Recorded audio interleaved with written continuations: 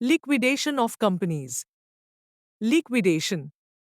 Liquidation means commencement of winding up proceedings of the affairs of a company and completion of such proceedings whereby the company will be dissolved and ceases its existence.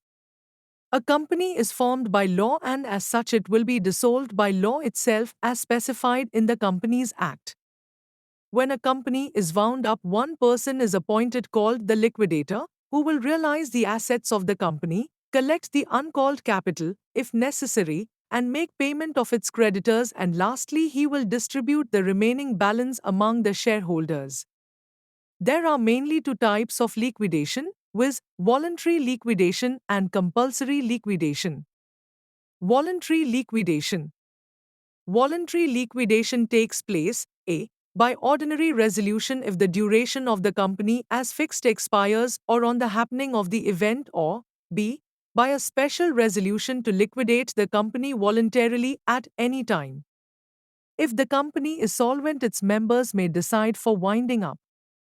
In that case, they will appoint a liquidator and fix his remuneration in the general meeting. In case the company is insolvent, it should also hold the meeting of the creditors in addition to members' meeting. The liquidator is appointed as agreed or nominated by the creditors. The liquidator has to call a general meeting annually of the members in case of members' liquidation and a meeting of the creditors also in case of creditors' liquidation and place an account of dealings before the same. The liquidator has to prepare a statement called Liquidator's Final Statement of Account when the affairs of the company are fully wound up, and such statement should be placed before the final meeting of members as well as creditors, as the case may be. Sometimes voluntary liquidation may also be carried on under the supervision of the court. Compulsory liquidation. The compulsory liquidation takes place under the following circumstances.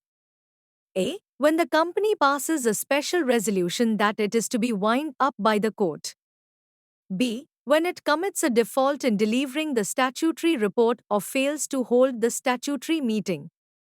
C. When it fails to commence business within 1 year from the date of its incorporation or when it suspends its business for 1 year. D. When the number of its members falls below the statutory minimum limit.